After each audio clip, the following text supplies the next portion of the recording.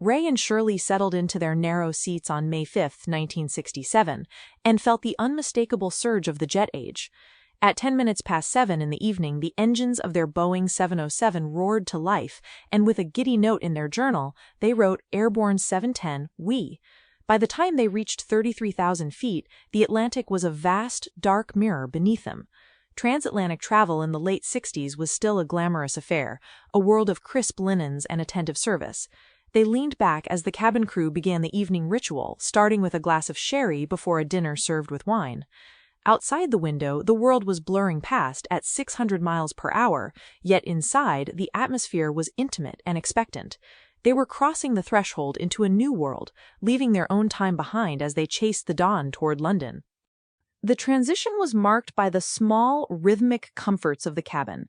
Midnight back home meant coffee in the sky, and by 1 in the morning, dawn was already beginning to break through the clouds. A breakfast of orange juice, sweet rolls, and more coffee arrived just as the clock hit 7 a.m., London time.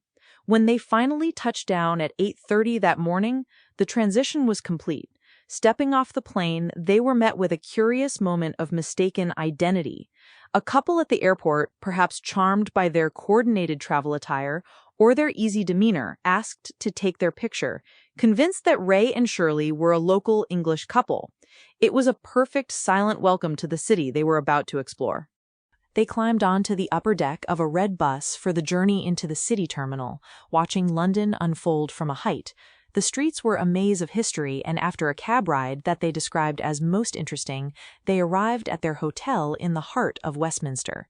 Their room wouldn't be ready until noon, so they did what any tireless traveler would do. They started walking. They found themselves wandering through the seat of British power, the stone facades of Parliament and the Abbey towering over them. Hunger eventually led them to the Albert, a legendary Victorian pub on Victoria Street that had famously survived the Blitz. Under its ornate, hand-etched glass and dark wood ceilings, they sat down for a quintessentially British feast: steak and kidney pie, spring buns, and apple tarts. The pie was a revelation: tender chunks of beef and earthy kidney enveloped in a rich, dark gravy and topped with a golden, flaky pastry crust that tasted like centuries of tradition. After a much-needed nap and a bath back at the hotel, the city called to them again. They spent the afternoon stumbling upon London's most iconic landmarks as if they were hidden treasures. They walked past the grand gates of Buckingham Palace, felt the sprawling green expanse of Hyde Park, and stood beneath the towering neoclassical arch dedicated to Wellington.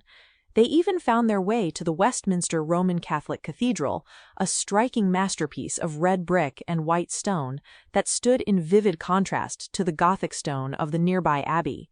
They wandered through narrow, interesting streets, searching for Knightsbridge, a goal they decided to save for the following day.